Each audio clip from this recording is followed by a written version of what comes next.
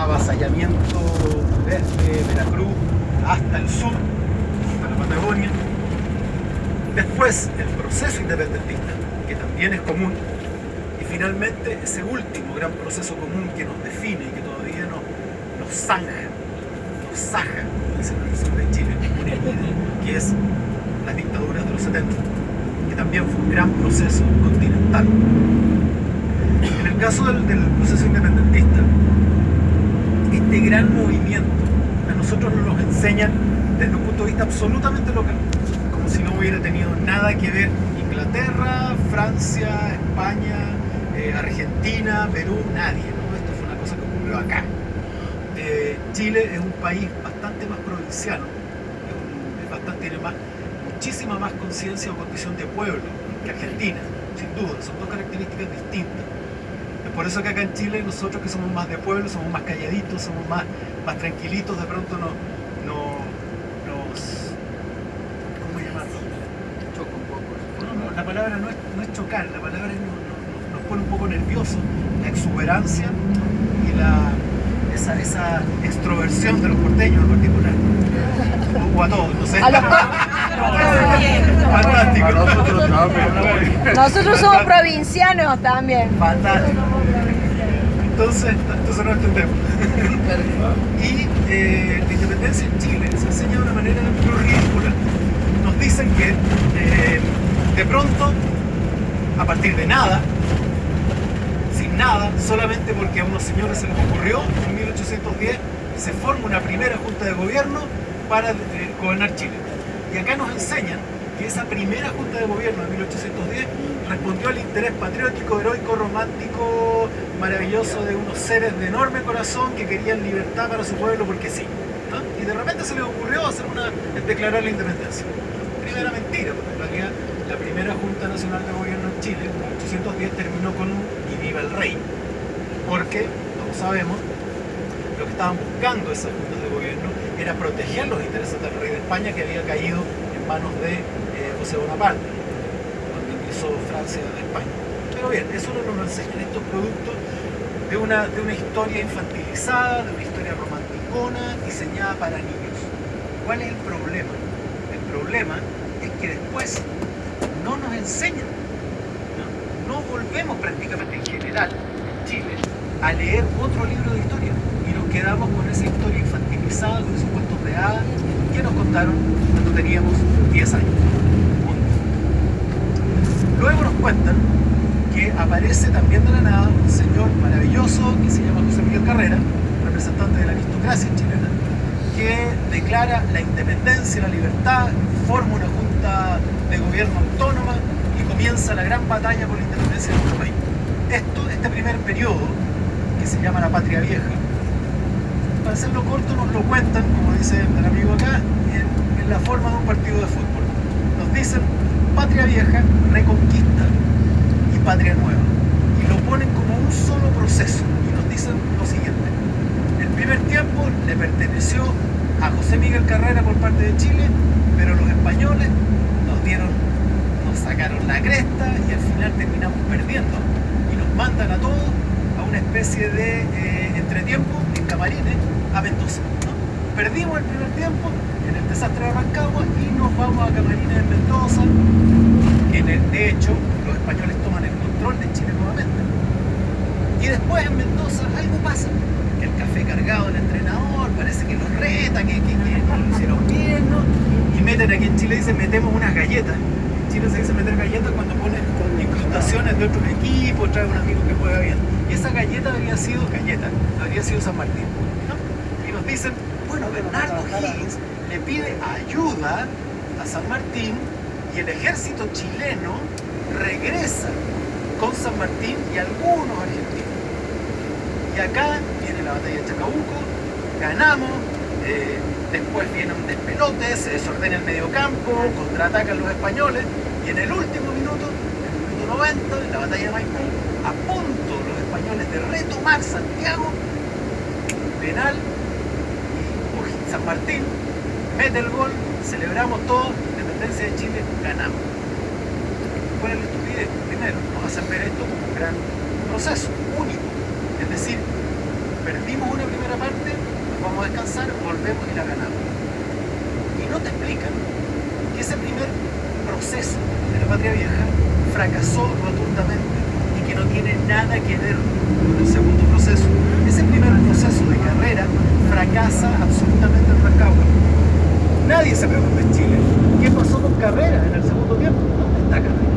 Parece que lo dejaron en los camarinos. No se pudo echar al hombro el equipo, así que lo dejaron allá y lo cambiaron por San Martín. La verdad es que Carrera siempre intentó continuar con su proceso. Porque Carrera, ¿Se escucha bien? Sí. porque Carrera es otro, era un aristócrata, un niñito bien, muy alto, muy buen mozo, muy un caudillo, muy extrovertido, él, versero, decimos, y lo adoraban todos. Y era como el niño que iba a venir a convertirse en el Napoleón de América, según él. Él entonces entiende que el proceso chileno es él, es un caudillo, es el primer gran golpista de este país. En Chile, no Lo te que yo le enseñan decía al Mariano. Claro, no te enseñan que él da un golpe, desmonta la junta, instala los que él quiere, y cuando ellos no le dan el poder que él espera, los vuelve a golpear y se instala una segunda junta. Y como tampoco le gusta, golpea esa junta y se instala él solo. Y como tampoco le gustó tener que conversar con el Congreso, simplemente ¿qué hace? Como buen demócrata, disolvió el Congreso. ¿No? Así que nuestro primer gran dictador, nuestro primer gran golpista. Y lo tenemos en lo más alto de nuestro panteón de próceres. Así que de ahí se explica un poquitito la conducta, esa conducta media militarista de los chilenos. Me encanta, parece un patrón golpeador que grita. Entonces, él se va y trata de llegar a... llega de hecho a Estados Unidos para buscar tropas, armas, para intentar retomar la independencia de Chile. Mientras tanto, San Martín estaba preparando desde hace un buen rato esta entrada a Chile, que yo dije por televisión invasión, y un par de diarios en Mendoza dijo, pero ¿cómo? Si nosotros los ayudamos, no es una invasión. No se entendió, efectivamente es una invasión. Una invasión puede ser muy buena, la invasión de Normandía en Francia es una invasión. Entonces lo que ocurre es que este proceso, este plan de San Martín, a nosotros nos lo enseñan como la segunda parte de la independencia de Chile y no como un proceso absolutamente autónomo, diseñado en las Provincias Unidas de La Plata, con el apoyo de Pueyrredón, con dinero argentino, con oficiales argentinos, con soldados argentinos y con objetivos, ¿no? Argentinos, entendemos, ¿no? A lo que me refiero. Sí, y con bandera albiceleste, ¿no? Lo que el ejército que cruza la cordillera, acá se espantaron hace 2 años cuando yo les dije cruzó con bandera albiceleste. Y no, pero ¿cómo? Ustedes allá saben perfectamente que San Martín nos libera. Acá en Chile no. Acá en Chile la calle principal de nuestro país se llama Alameda del Libertador Bernardo Higgins. Y no te explican que era un oficial relativamente menor de los muchos que traía San Martín y que la cantidad de soldados chilenos era ínfima. No de los...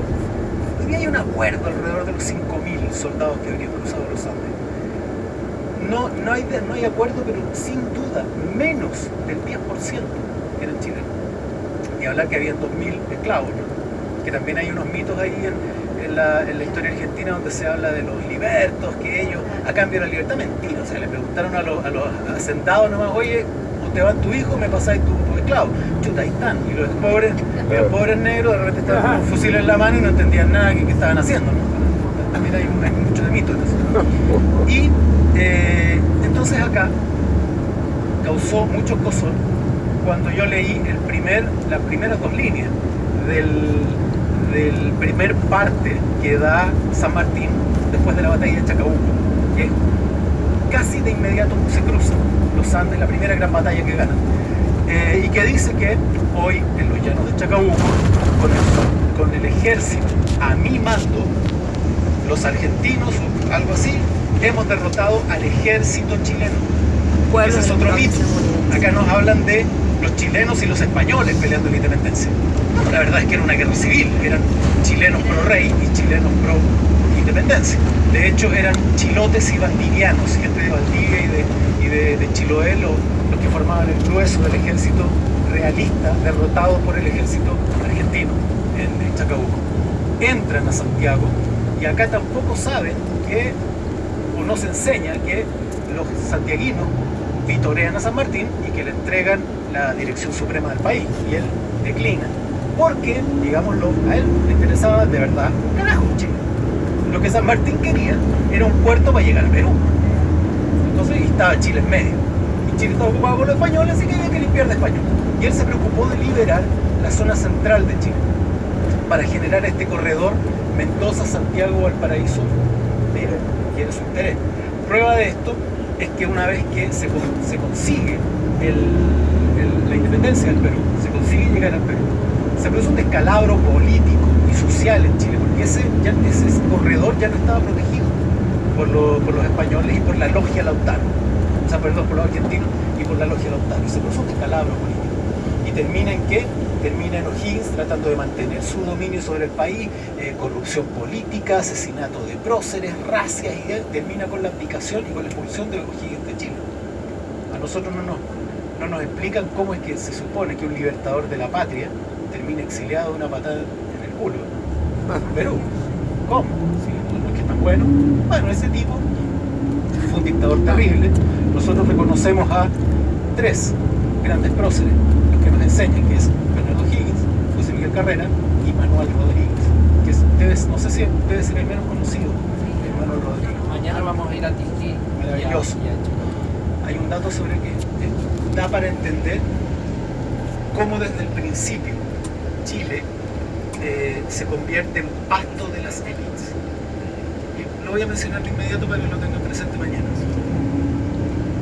O'Higgins entendía que la libertad de Chile pasaba por una élite, al igual que el proceso que vivió Perú con la conquista. Es decir, los españoles llegaron a Perú, llegaron a Cusco, y simplemente descabezaron la punta de la pirámide y se instalaron ellos. Y de ahí para abajo la sociedad continuó igual. Yo viajé la primera vez a Perú, al Valle del Urubamba, el 98, y a mí me da la impresión que esos campesinos con suerte sabían que ahora esto se llamaba América. Se los veía igual, era lo mismo. Y O'Higgins pensaba eso, que esto se trataba de elites, ¿no? De aristocracia dominante, de ejércitos y punto. En cambio, Manuel Rodríguez entendía, él venía de las capas medias de la sociedad. En Chile esto fue un movimiento de corte absolutamente aristocrático. Manuel Rodríguez venía de las capas medias, era un abogado, y él entendía que había que involucrar al pueblo de Chile o la independencia no iba a tener legitimidad. ¿En qué consistió su trabajo? En crear redes de espionaje, en crear redes de guerrilla, en crear redes de abastecimiento usando artesanos, obreros de la época, mujeres, dueñas de casa. Hay registros en crónica de una mujer que fue ahorcada en la Plaza de Armas por pertenecer a la red de espionaje de Manuel Rodríguez. Él sentía que si no se incorporaba al pueblo de Chile, esta independencia no iba a ser más que un cambio de patrón, de dueño, ¿no? Y él, cuando le es entregado un terreno después de la independencia, en el sur de Chile, un territorio para que fuera gobernador, a diferencia del resto de los territorios, él lo primero que hace es llamar a elecciones populares. Es lo primero. Y eso le genera enemistad con Bernardo O'Higgins. Porque O'Higgins lo único que quería era designar. No, tú estás equivocado, Manuel. Lo que hay que hacer, este militar, este hacendado, ellos van a hacer. Tú no tienes nada que andarle preguntando a la gente. Primer conflicto. Y Manuel Rodríguez, no, él no solo hace eso, sino que además toma las tierras de los grandes hacendados y no se los reentrega a hacendados patriotas. Lo que hace es una pequeña reforma agraria y corta parcela y se los entrega a campesinos, a obreros, a artesanos y a gente que participó como soldado en la guerra de independencia. Y esto desata la ira también de Bernardo O'Higgins y su movimiento. Esto retrata de cuerpo completo a nuestro país. ¿Cómo termina Manuel Rodríguez? Como terminan otros en nuestra historia que intentan hacer algo similar, que es que el poder salga desde abajo y que la tierra se reparta. Balmaceda, muerto cerca de la moneda; Salvador Allende, muerto en la moneda. Es la historia de nuestro país, el intento por entregar poder popular y un aplastar violento de las fuerzas de una oligarquía que en Chile es extremadamente poderosa, extremadamente poderosa. Uno dice, converso con otros amigos de América Latina, y me dicen, no, que es en todos lados lo mismo. No. acá ustedes se van a enterar que siempre hay diarios chicos y diarios grandes, no periódicos. Los periódicos chicos, la verdad es que llegan a casi nadie. Hay una primera división de la información. En Chile no hay un periódico que le pertenezca al revés. Todos los periódicos le pertenecen a la derecha. Todos, de norte a sur. Fatal. No hay ninguna alternativa viable, real, ninguna. De norte a sur. El Mercurio, el gran diario chileno conspirador, derechista, cómplice de la dictadura, compró prácticamente todos los diarios locales. El Osornino, el Yanquihue, la Estrella de Iquique, todos, de arriba abajo, y replica sus contenidos de norte a sur como un gran megáfono, ¿no? Todos los medios de comunicación masivos, televisiones, pertenecen a la derecha, salvo Televisión Nacional, que es prácticamente privada, depende de capitales que lo financian, privados, porque ustedes saben lo que pasa cuando depende de capitales privados. No puedo hablar de los bancos porque me están diciendo los programas. No puedo hablar de los supermercados, no puedo hablar de las hidroeléctricas, así que no hay nada que hacer. Entonces la concentración acá es brutal y violenta. Y esto ha ocurrido desde el día 1 de nuestra independencia. Volvamos un poquito a Maipú. Quisiera hacerte una pregunta. ¿Por qué San Martín en un momento elige a O'Higgins y no a Carrera? Eso es divertido, porque San Martín, como todos los próceres, tiene luces y sombras. San Martín era una persona que tenía una capacidad de planificación asombrosa, genial. Hasta el día de hoy se estudia el cruce de los Andes por la complejidad monumental que tiene, que tuvo hasta el día de hoy. Me dicen que incluso en algún momento viajaron o viajan integrantes de West Point a celebrar o a conmemorar el momento, porque de verdad, junto con el cruce de Aníbal de los Alpes, el desembarco en Normandía y otras movilizaciones de tropas de ese tipo, debe estar entre las 5 o 6 del mundo. Alucinante, de verdad. Y era muy, por lo mismo, calculador. Y era una operación tan grande que involucraba tanto dinero y era tan clave, porque si esto no funcionaba, si este cruce demente no funcionaba, yo no sé si, ¿cuántos de ustedes han visto Lawrence de Arabia? ¿Vieron alguna vez Lawrence de Arabia? ¿Alguien lo vio? Hay un momento donde ellos tienen que atacar, están acá y tienen que atacar acá, y al medio de un desierto atroz, entonces todo el mundo viene por aquí, ¿no? Y va por mar, y atacan esa ciudad que es clave, que se llama Aqaba, por mar. Y hay que atacarla por mar. Entonces todos los cañones apuntan hacia allá, y Lawrence de Arabia dice algo absolutamente descabellado, dice, crucemos el desierto. Y ahí dicen, no, pero si es una estupidez, ahí hay 48 grados todos los días, le dicen el martillo de Dios, el que entra es aplastado, y él dice, es el único lugar, es por lo mismo que ellos no esperan ser atacados por ahí. La decisión de San Martín es igual que demente, movilizar 5.000 personas durante todos los días, a 38 grados al sol quemante del verano, y menos 10 grados de noche, a alturas de 3.800, 4.000 metros de altura. Exacto, cañones, enfermos, toda una ciudad siendo trasladada él mismo, enfermo, con problemas importantes de salud. Es absolutamente demencial. Entonces es un calculador, un planificador muy frío, con sus objetivos muy claros. Y por lo mismo, cuando él necesitó aliados chilenos, porque esto hay que decirlo de esta manera, esto es interpretación histórica, él no quería ser visto como un invasor, él no quería ser visto como un invasor. ¿Qué necesitaba? Un rostro chileno para la invasión, para poder decir, ven, yo vengo en esta misma parada, se dice en Chile, ¿no? En esta misma actitud. Y tenía dos alternativas, dos grandes líderes, José Miguel Carrera y Bernardo Higgins, que habían sido los dos rostros del proceso anterior chileno fracasado. ¿Por qué eligió Higgins? Porque José Miguel Carrera, por lo mismo que les contaba, aristócrata, grandote, vencero, todo lo que querían, era un líder nato, pero era revoltoso, era intratable, era absolutamente inmanejable. Entonces San Martín no quería problemas. Carrera además tenía ambiciones de transformarse en el libertador de Chile. Así que lo primero que hace es calcular rápidamente, toma O'Higgins, que era calladito. O'Higgins era muy parecido a Pinochet, era calladito y tenía explosiones de ira, pero era introvertido y tenía tremendos problemas de autoestima. Sí, enojón, pero era un subordinado. Sí, básicamente Pinochet había sido un soldado oscuro, muy subordinado, muy ordenado, muy obediente, hasta que explota este tipo, este monstruo. Entonces elige sin dudar O'Higgins y toma preso a Carrera y lo manda preso a Buenos Aires. Entonces la decisión que toma, además en otra carga, Bernardo O'Higgins era hijo de un ex virrey del Perú, de Perocio O'Higgins. Entonces es como, imagínense que en algún momento un movimiento de izquierda argentino hubiera reclutado a un hijo de Videla. Lo primero que hace es ponerlo, ¿no? Y lo muestran, mira, aquí tenemos. Entonces, esto a mí me da risa, porque una vez lo dije en un colegio y se mataron de la risa.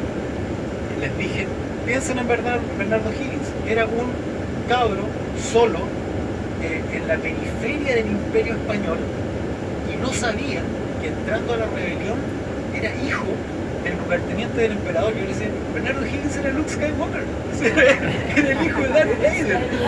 Entonces, hasta físicamente era lo contrario de Carrera. Exacto, sí, además. Sí, además sí, era bajito, era más rechonchito, no era este príncipe, como le dicen a José Miguel Carrera. Entonces, claro, O'Higgins era ordenado, O'Higgins era disciplinado y era un mucho mejor rostro para esta invasión hacia Chile. Miren, no solo tenemos a un chileno, no solo tenemos al ex comandante en jefe del ejército, sino un hijo de un ex virrey que está unido a la causa de la independencia. Tengo entendido que nunca abandonó las tropas y los Carreras se las tomaron. ¿Cómo? Que no abandonaba las tropas y los Carreras sí. Ah, claro, lo que pasa es que Bernardo O'Higgins tiene esa cualidad. O'Higgins también, como cualquier prócer, tiene luces y sombras. Y la gran luz, la gran fuerza de Bernardo O'Higgins en nuestra historia es que fue realmente un prócer, un soldado. Mira, hay que pensarlo así, Bernardo O'Higgins era un civil, era un hacendado, un gallo que tenía vacas, tierra, y de pronto se sube un caballo, se pone un uniforme militar y sale a combatir por la libertad de su país con un arma en la mano. Ser un gallo realmente valiente. Él pone en riesgo su hacienda, de hecho la pierde, la quema, la destruye, pone en riesgo su familia, termina presa de los españoles, pone en riesgo su propia vida. Bernardo O'Higgins era, hay que decirlo, un emancipador fuerte, era de verdad. Era guacho, ¿no?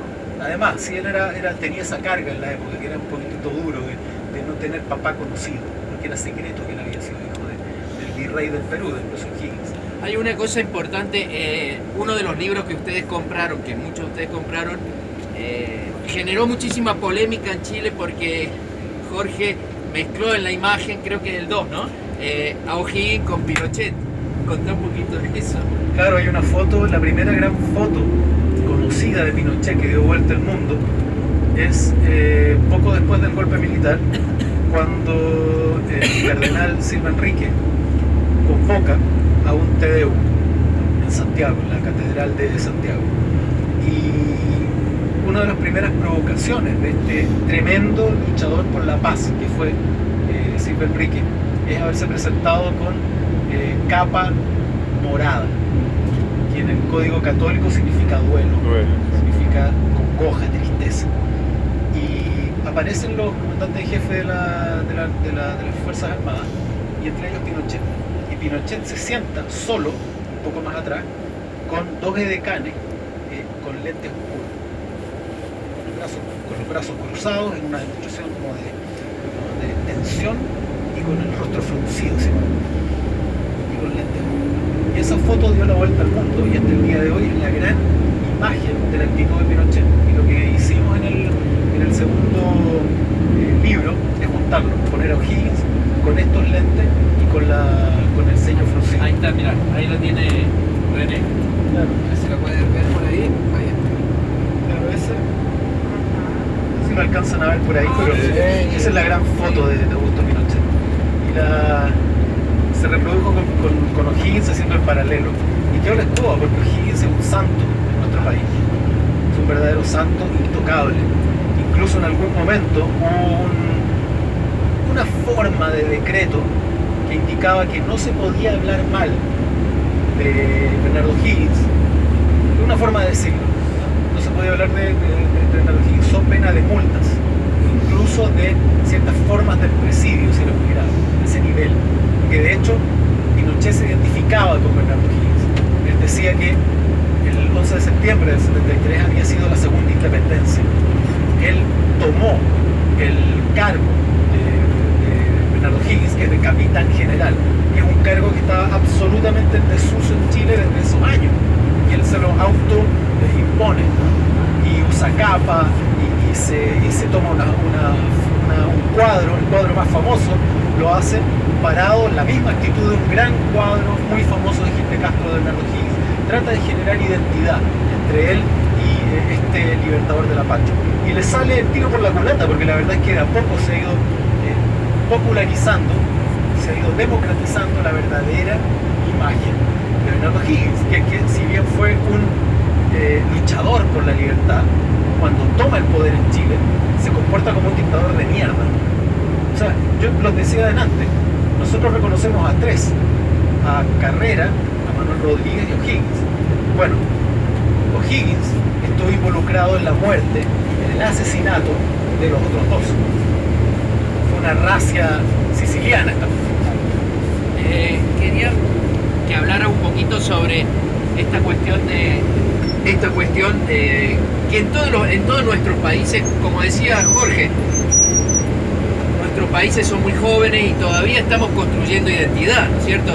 Y una forma de construir identidad es los mitos patrios, generarnos un San Martín a la carta. Hablamos del San Martín militar en Argentina, pero no nos metemos con el San Martín político porque es incómodo. Lo mismo con Belgrano, los uruguayos lo han hecho con Artigas, etcétera, etcétera. Y me imagino que la necesidad de generar chilenidad hizo que O'Higgins estuviera omnipresente, pero no se hable de la función libertadora de San Martín, ¿no? Claro, hay que entender dos cosas, al menos aquí en Chile. Ustedes llevan un rato en el proceso de revisión de su propia historia, ¿no? Incluso tuvieron la genialidad de sacar a Roca de los billetes, ¿no? Y poner aquí me pusieron Evita. Evita. Me pusieron Evita. Ahora pusieron bichito. Entonces, Ahora tenemos animales. Ahora, animales en lugar de pros. Ahora más Bueno. que dice que la historia no importa, no interesa. claro, no, eso es una tontera, muy de derecha. En Chile, Piñera hace el gobierno anterior intentó incluso eliminar horas de historia del colegio. Pero, che, claro, si las matemáticas es lo que importa, no queremos más ingenieros, no gente consciente. O sea, hay ingenieros conscientes también. Coherente con el pensamiento. Entonces, claro, hay que distinguir algo. Una cosa es la historia de un país, lo que estudian los académicos, lo que se estudia en las universidades, los estudios que desarrollan grandes historiadores de cualquier país. Y otra cosa muy distinta es la historia que distribuye el Estado a través de sus programas educacionales. Y ahí hay funcionalidad de la historia, hay una instrumentalización de la historia. ¿Y por qué? Una de las razones por las que se comenta acá, porque es necesario construir identidad, y el problema es que eso a veces se convierte también o se confunde identidad con patrioterismo, ¿no? Y otra función también es instalar ciertos valores que el Estado considera que son apropiados y desinstalar otros. Por ejemplo, en Chile, construcción de identidad